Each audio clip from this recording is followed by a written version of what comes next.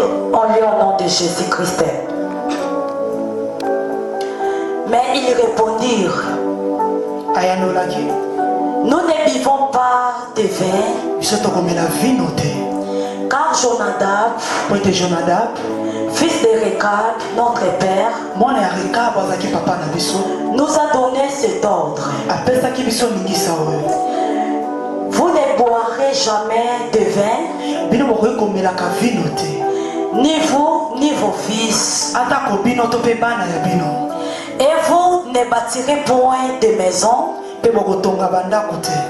Vous ne sèmerez aucune semence. Vous ne planterez point de vigne et vous n'en posséderez point. Mais vous habiterez sous des tentes toute votre vie,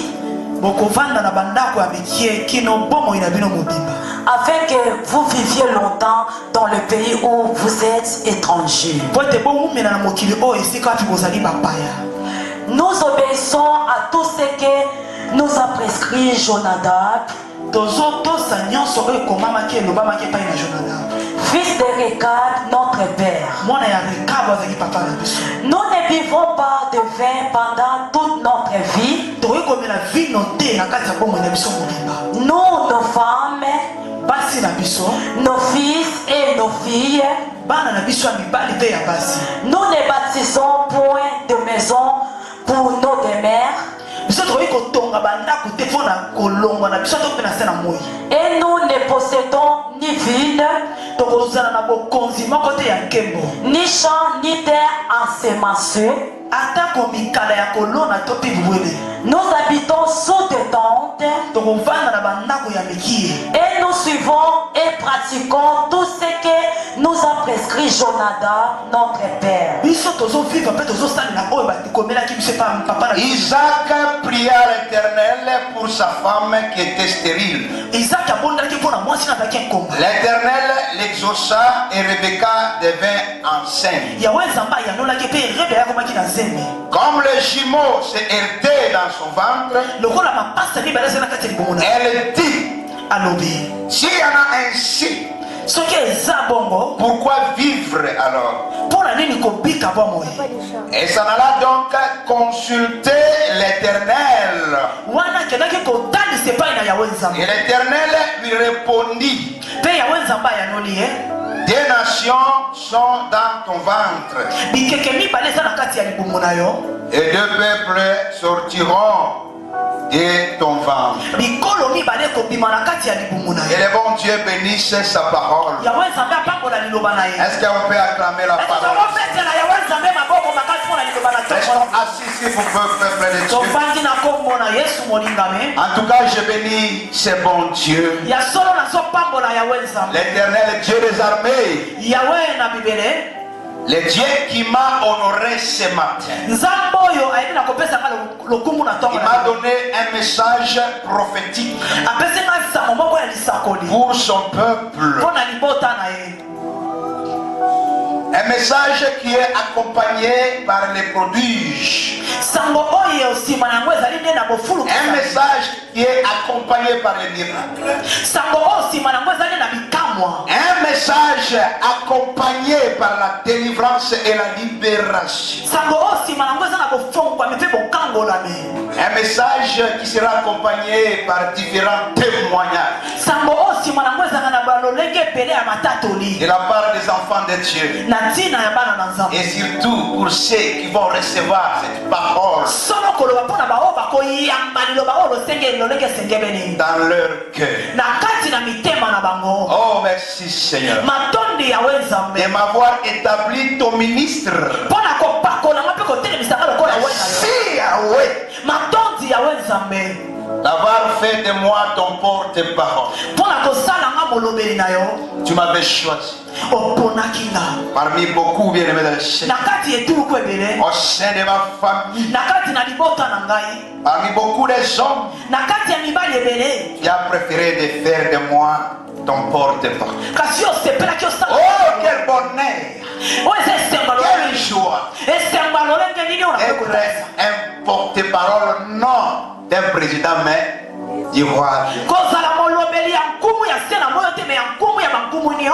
Je te rendrai grâce toute ma vie. Il recevra mon Dieu mes louanges tous les jours. Peuple de Dieu. Essayons un peu de mettre la chair à côté. Essayons un peu de mettre le sommeil, la fatigue, la lourdeur à côté. Pour écouter la parole du Seigneur.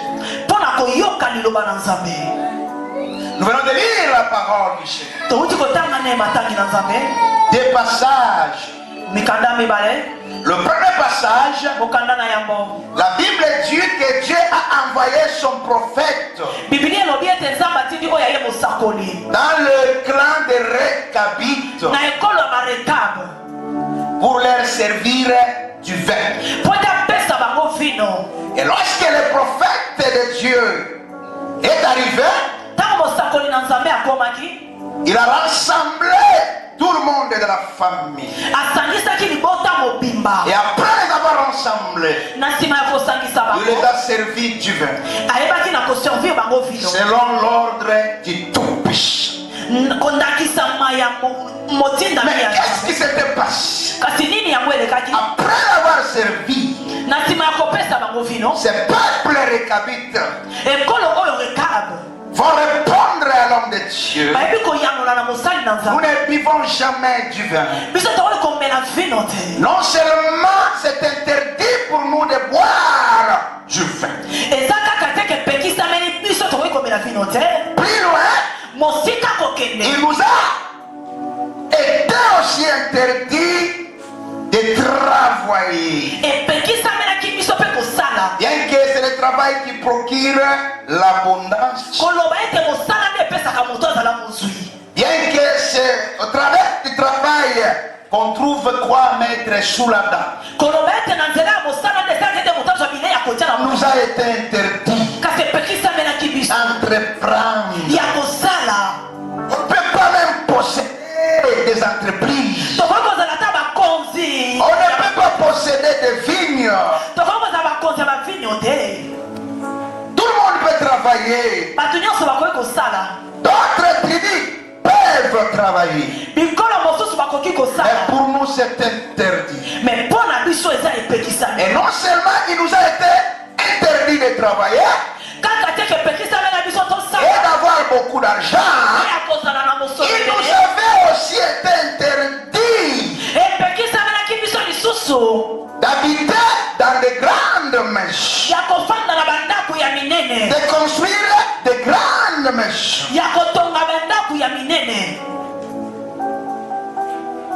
C'était l'ordre qui a été donné par notre ancêtre, notre souverain ancêtre,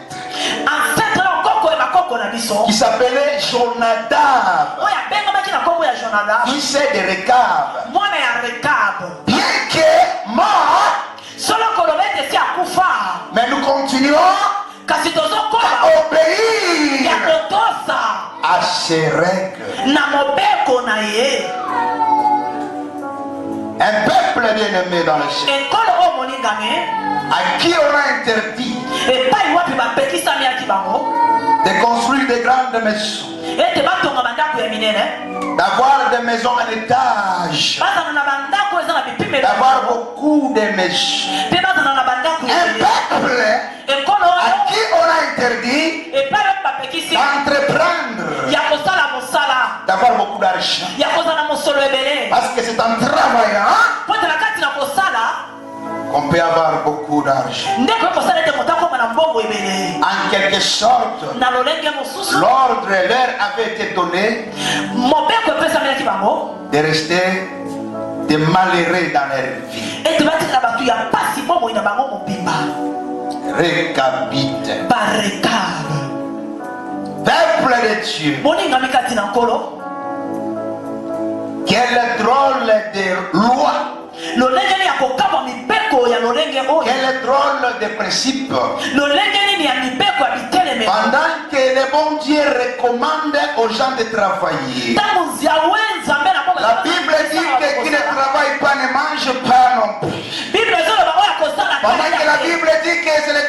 qui procure le bonheur.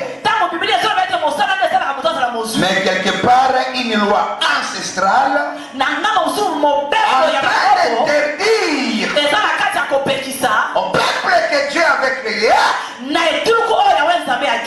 de travailler.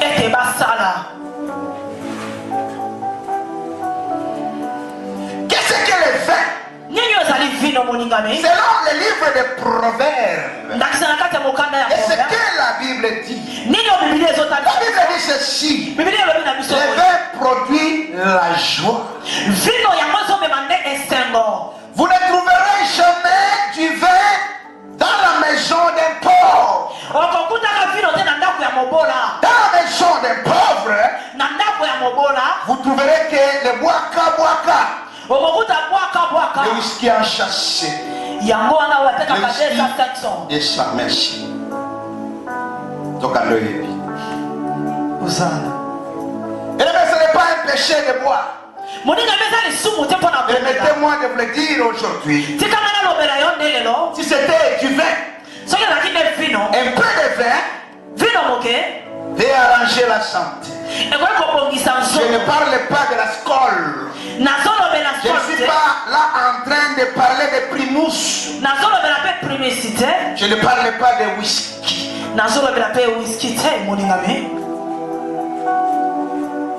Vous ne trouverez jamais une bouteille de vin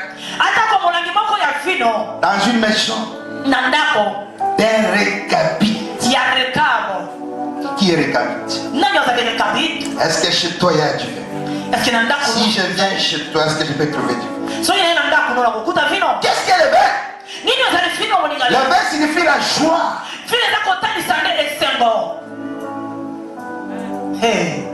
Qu'est-ce que cela signifie?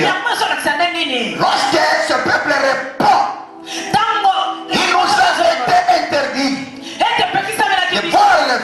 Cela veut dire que nous ne pouvons pas nous réjouir. Nous ne sommes pas permis de fêter même une fête d'anniversaire d'un enfant.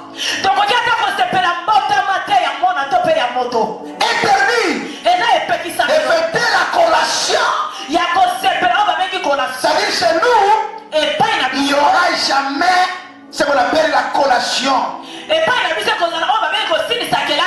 grades académiques. Chez nous, jamais nos voisins attendront le prix de la fête. Soi-disant, nous sommes en train de fêter l'anniversaire de notre enfant. Ils sont nombreux aujourd'hui, bien aimés.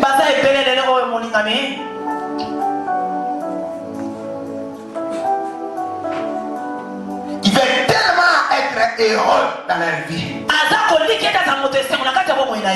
Tellement besoin de fêter l'anniversaire.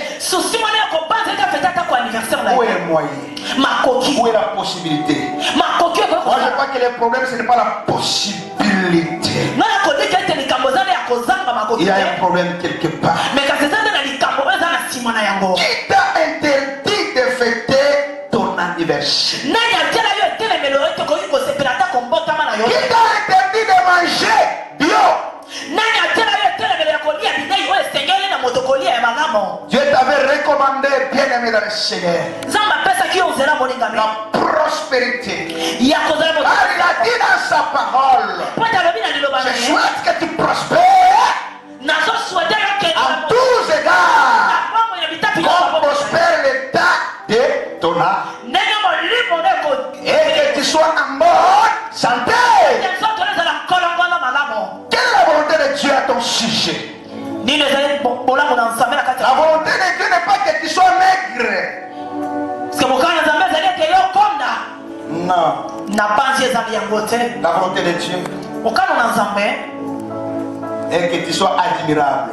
Quand tout le monde te regarde comme ça et qui t'envie, si tu étais une fille ou une femme, voire même à l'âge de 80 ans, tu peux toujours être en vie.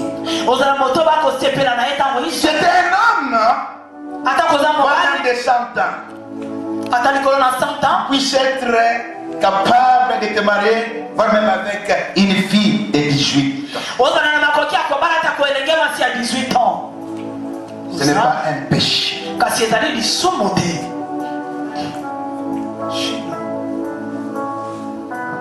Qui m'a dit bien Amen. Notre deuxième passage